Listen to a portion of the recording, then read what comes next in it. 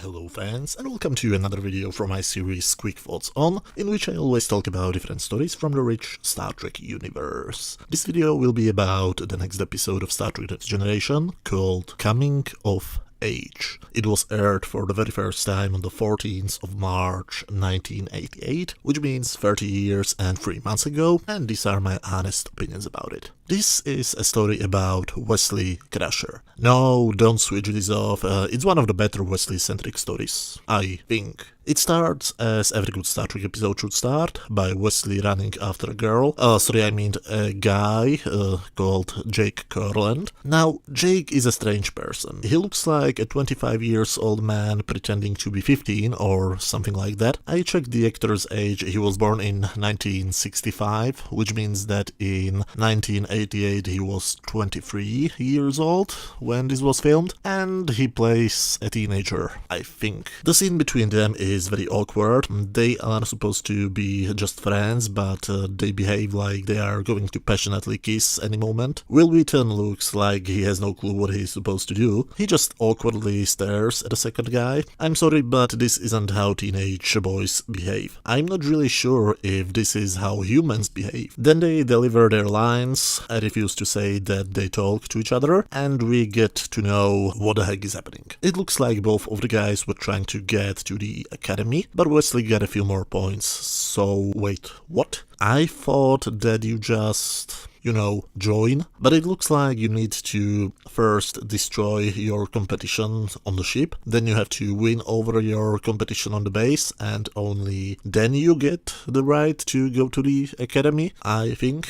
That's weird, but okay. Thankfully, Dr. Crusher calls her son and ends this awkward conversation. When Wesley beams down to the base, two people beam to the Enterprise, Admiral Gregory Quinn and his aide, Commander Remick. Remick is one of the most memorable Star Trek characters, and mainly because of his death scene a few episodes later. He's from the Inspector General's office, and his work is to conduct a huge investigation of the Enterprise. Because Admiral Quinn believes that something is wrong on board, and Remick is the best person to find it. On the base, on the planet called Relva, Wesley meets the other candidates, from which only one will get to the academy. Wow, if this is how they choose candidates for studying on the academy, how do they vote for their president? Wesley meets Girl, Vulcan Girl, and Lobster Man. I tried to remember their names, but the girls are absolutely irrelevant for the story. Only Mordok, the blue lobster-looking guy, has a reason to be in the story. They shortly get introduced to Mr. Chang, and they start the tests. Meanwhile, on the Enterprise, Remick is making everybody nervous with his investigation, so Riker goes to the captain trying to find out what the hell is going on. But because Picard is not wiser than him, he leaves angry and yells at Remick. The first test we see is from hyperspace physics, and it's a trick question. Remember, there is only one possible combination of matter and antimatter, and that is 1 to 1. And I'm pretty sure that none of the future episodes will contradict it. Right? Girl starts to make some cringy attempts at accusing the guys of being more successful than her thanks to the male privilege or something,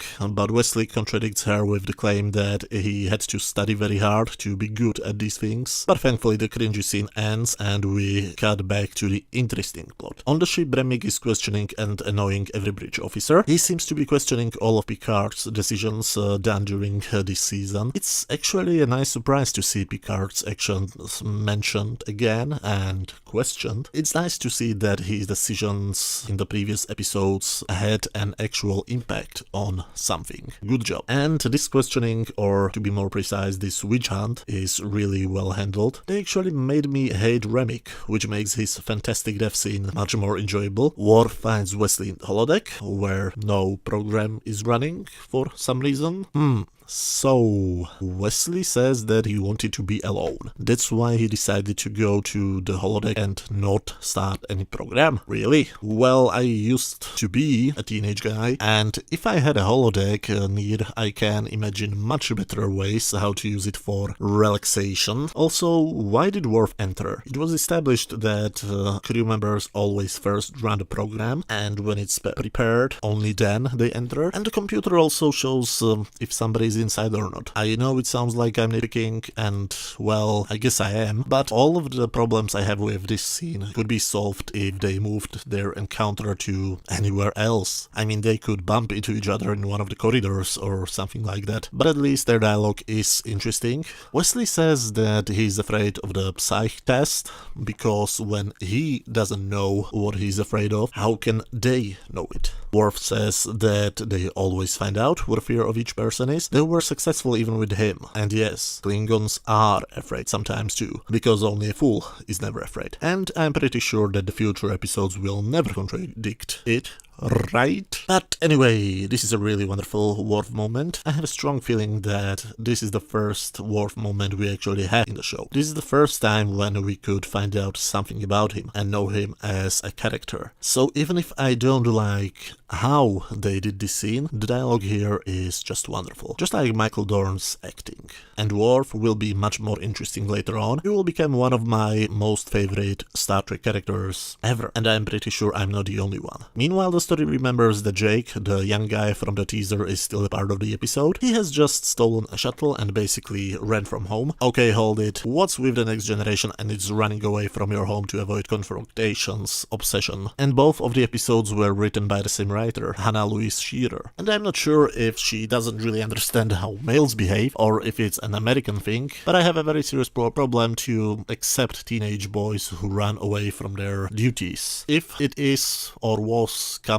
in the USA, ignore this comment, but here, running away from home is a thing which little children do, and usually for much more important things than their parents forcing them into doing something they don't really want to do. These things bother me, because whenever I see something like this, somebody not behaving like a human, it completely takes me out of the story, because it destroys its own believability. But back to the story.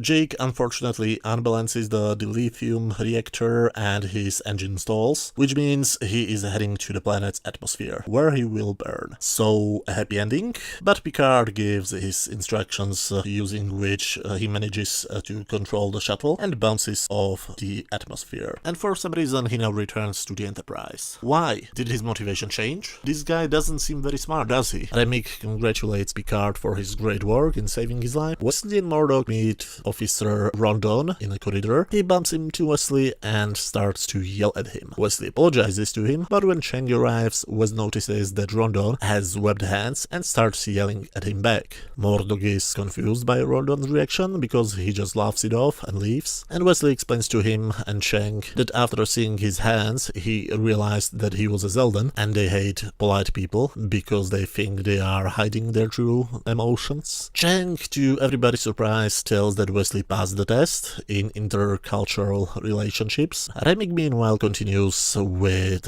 his witch hunt when he finally gets to Picard, and now we know what is Remick searching for. Dirt on the captain. And he isn't that wrong. Picard has violated the Prime Directive, for example when he saved Wesley from the E-dose, but Picard has enough of him and goes directly to Admiral Quinn, demanding to know what exactly is going on. Meanwhile, the candidates are testing their skills in some strange Nintendo game. Wesley is having the best time, but when Murdoch panics, Wes stops to tell him the correct solution, which means that he loses precious seconds and Murdoch wins. Chen comes inside and congratulates Murdoch, but he's a fair guy, so he says he doesn't deserve the victory and Wesley should be the winner. Chang says he knows he helped him and that he doesn't really care. Chang is a kind of a dick. I like him.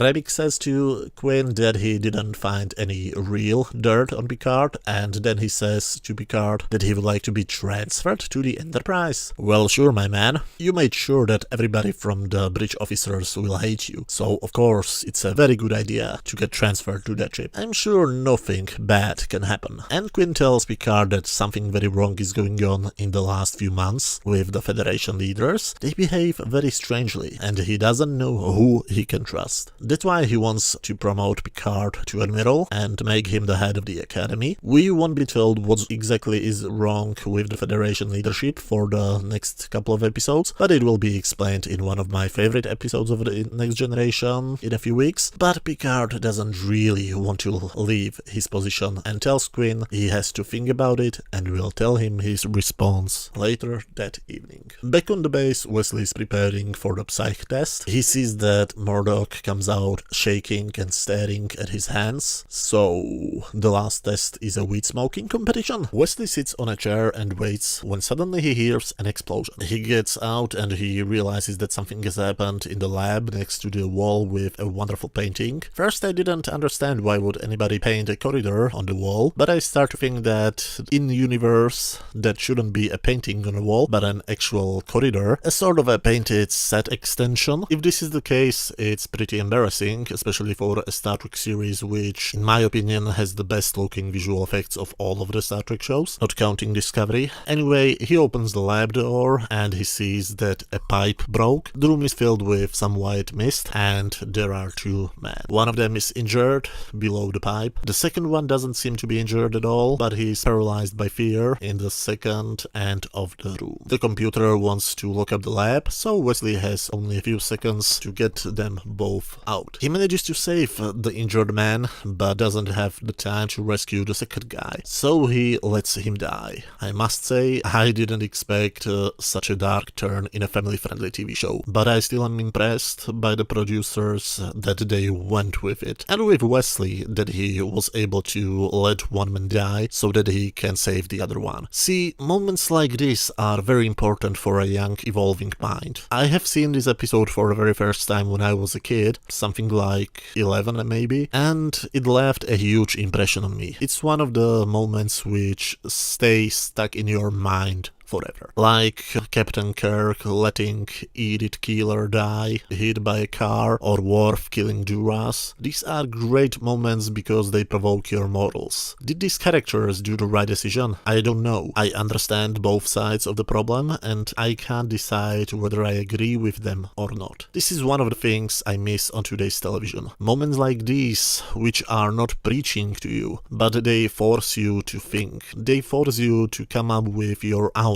answers. Moments like this are one of the reasons why Star Trek is very important and why I consider the writing on Discovery or the Kelvin Timeline movies to be so mediocre. Sometimes we don't need answers, sometimes it's much more important to give the correct questions. But of course, this was just the psycho test. Wesley didn't kill anybody. The test was made in a way that he was forced to make a decision. Again, we are not told if the decision was right or wrong, but he did make a decision, and sometimes it's the most important thing. But anyway, the winner is Murdoch, so Wesley failed. Another pleasant surprise. This show had the balls to tell to all of the kids watching it that no matter how hard you try and how good you are, there still can be somebody who is better. Another thing I miss in today's writing. It's fashionable to blame others for your own loss. If somebody gets what you wanted, just call the person privileged on Twitter instead of thinking what you could do better to be more successful next time. Picard bumps into Jake and after a small chat with him, he realizes that he belongs to the captain's chair. Then he talks to Wesley and behaves like a real father figure. He delivers a great speech, one of the reasons why he was such a great role model for young boys watching TNG. He is critical and inspiring at the same time. You know, for a man who doesn't like children, he is very good at being a father figure to all of the young teenage boys on the ship. I actually started to think that he would be a great head of the academy, but apparently these two encounters have convinced him to stay at his post. He says goodbye to the Admiral and returns to the bridge, where he definitely belongs. This episode is wonderful. Some parts of the story are pretty clunky, mainly in the Wesley plot, but it gets better in the last act. There are some very nice character moments for many of the main characters,